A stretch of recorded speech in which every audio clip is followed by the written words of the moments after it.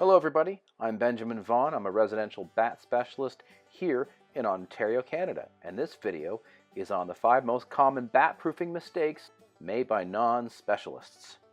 Now, if you've not done so already, I highly recommend you watch my video on Ontario bat basics first. That video explains how bats get into your building and why they show up inside your living space. Now, the only surefire way to stop bats from showing up inside your living space is to bat-proof the building and humanely exclude the bats. Now, this, of course, is what we specialize in. Unfortunately, many of our jobs involve cleaning up messes left by other non-specialist companies that have tried and failed to fix the bat problem. Now, over the years, I've seen some pretty ridiculous things, but in the interest of saving time, I've narrowed this down to the 5 most common mistakes made by non-specialists and what we do about them. Number 5, no drip edge. Some of the most difficult gaps to find and fix on a building are found just under the first row of shingles between the top of the fascia board and the edge of the roof deck. These gaps can vary greatly in size, even on the same building, and bats can and do land in gutters and crawl into these gaps. Now, roofers often install a flashing here called drip edge that can cover the gap, but they just as often skip on it to save money. And even when they install drip edge, unless it's installed perfectly snug, the bats may still get in. Also, if these gaps are too large, stock flashings won't cover them, in which case you have to modify the drip edge, or maybe you have to tear it out completely and then make and install custom drip edge instead. Now, as difficult as all this is to describe, it is even more difficult to check and fix and modify and do properly, and all this work is done at the top of a ladder. And you got to check the entire roof perimeter, because if you miss any gap, you will have problems. Which is why non-specialists don't bother checking and fixing it, which is a big fat common mistake they make, and number 5 on our list. Number 4, using squirrel and raccoon proofing methods. You can always tell when a company that mostly does raccoon and squirrel jobs has been trying to bat-proof a building, because you will see a lot of openings and vents screened with inch-by-inch mesh.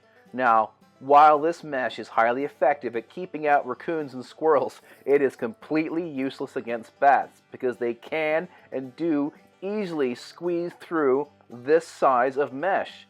1/2 by 1/2 inch mesh is the correct size for roof vents, and I far prefer custom metal flashing than 1/2 inch mesh at these types of intersections. Number 3, failing to bat-proof roof vents and ridge vents properly. I think that many non-specialists must look at roof vents and ridge vents and think, there's no way a bat could get through here. Now, of course, they're wrong. Unfortunately, we already know when they do attempt to bat-proof roof vents, they use the wrong size mesh on their screens. Now, ridge vents, which are becoming more common, are frankly a real pain to bat-proof. For years, we would undo the ridge vents completely and screen the openings with 1/2 inch mesh before reinstalling them. These days, we have developed a faster, simpler, and less expensive method of bat-proofing ridge vents, but they remain a pain to deal with, and they are usually ignored completely by non-specialists, for which we're very grateful. Number 2, not safely and legally bat-proofing chimneys and vents. Chimneys are a pain, but must be bat-proofed because bats regularly go down them. By the way, pretty much all chimney caps, whether for gas or masonry chimneys, are not bat-proof and have to be modified. And when bat-proofing wooden gas chimneys, there's a very fine line between the screens that will keep out bats and screens that are illegal to use, as they are too restrictive. I used to be a certified wood, gas, and chimney technician, so I know all the important details, and in the interest of public safety, I will state the following. For gas, 1/4 inch or 1/2 inch is considered safe and legal. For wood chimneys, only 1/2 inch is correct. Now, if you're not 100% sure which screen to use, call in a wood or gas expert. When in doubt, always call an expert. Again, thankfully, most non-specialists ignore chimneys or use their useless 1 inch mesh. However, I have also seen much more dangerous mistakes made, such as screening off chimneys with bug screens or sealing active chimneys with sheet metal. Knowing how to safely and legally bat-proof chimneys requires a lot of special knowledge, and most non-specialists never get it right, which is why it's number 2 on our list. Number 1, not setting effective exclusion vents. When exclusion vents or one-way doors are done properly, the bats can easily find them, easily pass through them, and not get back in through them at all. The 3 most common mistakes that non-specialists make with exclusion vents is that they don't install enough of them, they don't put them in the right places, and they make them out of the wrong materials. Many non-specialists make exclusion vents out of metal or mesh, and too often we see situations where the vents are too small and the bats become trapped and die while trying to pass through them. And when they're made of mesh, bats frequently get caught on sharp bits and die.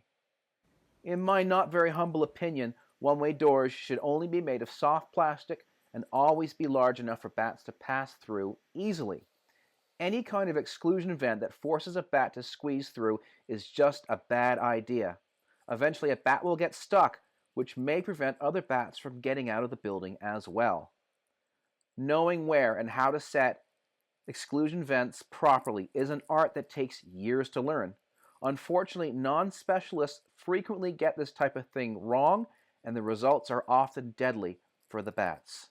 And that's why it's number 1 on my list of common mistakes made by non-specialists. And lastly, here's a few dishonorable mentions. They include not screwing down all the flashings. This is typical, lazy, and guaranteed to cause reinfestations. Not doing the high stuff. Many non-specialists avoid doing bat-proofing work on the highest points of buildings, probably because they lack the equipment and experience to work there. Unfortunately, since bats typically go in and out of buildings up high, this is a big mistake. And lastly, using the wrong caulking, specifically silicone, which is very popular with non-specialists. Silicone is really meant for aquariums and not for building exteriors, and also they don't make their beads wide enough. Indeed, one might say that not only do non-specialists use the wrong caulking, they also don't use enough of it. Well, there you go, folks. I hope you enjoyed this video on the 5 most common bat-proofing mistakes made by non-specialists. If you'd like to learn more about residential bat problems, go to our YouTube channel or our webpage and check out our other videos. However, if you're just fed up and you want the bat problem fixed once and for all, just give us a call. And all that information can be found on our website, batcontrolspecialists.com.